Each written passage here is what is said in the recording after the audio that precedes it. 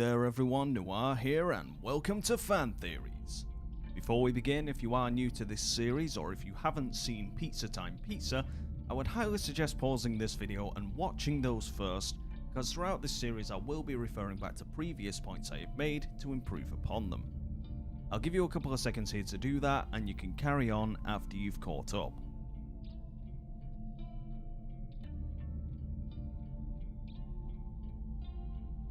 Okay, so we're now at episode 4 of Pizza Time Pizza with what I believe to be a very solid baseline regarding what the family is and what some of its intentions are. A cult based around making people believe that Pizza Time Pizza is not only the only establishment that can be trusted, but also the only one that you should become a consumer for, even if it results in an early departure from your mortal coil.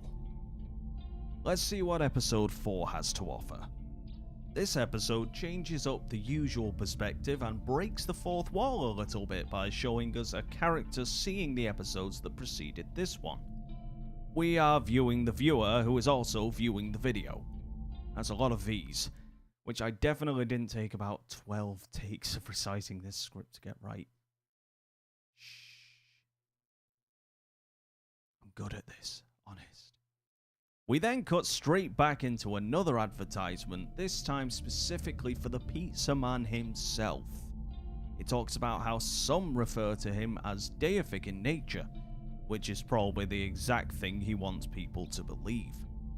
People that are devout towards a particular religion, cult, or deity, or, belief, they're always much more susceptible to carrying out their will without question. Whether they think originally that it's right or not, they have to do it. This is given more evidence towards that notion by the pizza man's answer to people having questions that they wish to ask him. Don't. Moving on, we return to the girl who is attempting to get a job with Pizza Time Pizza. She's brought into the interviewing room, and when she asks where her interviewer is, she's met with a laptop, chair, and the answer of, nobody ever meets him in person. This is another way of keeping the pizza man's deific status more solid. You'll be more willing to believe in an idea and representation of a deity if you never see the real person behind the curtain.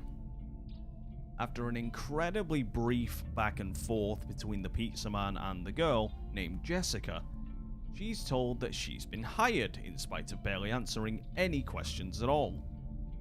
The reason for this, according to the pizza man, is that they've already run background checks on all candidates, which meant that she was already chosen for the job before she even entered the room. Of course, they specifically also make sure that they don't use the term work for, instead opting for join and welcome to the family. Of course, we also know the reason why she was chosen is nothing to do with her experience or any background checks. They need people. There are also a couple of things with the massive light in the background. Of course, you notice that they turned the lights off and then turned on that light. That's very reminiscent of an interrogation scene for any particular thriller movie or anything like that. Or any film that has an interrogation, really. Doesn't have to be a thriller.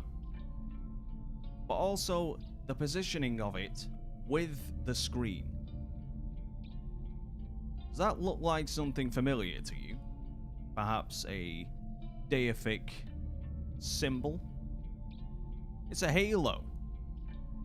They've given the pizza man a halo. I don't know whether or not that was the intention, but it's very interesting, and if it was intentional, it adds further evidence to that deific status that the pizza man so wishes to have. Jessica is already skeptical and proceeds to ask the question, is this really a pizza restaurant? The question goes unanswered.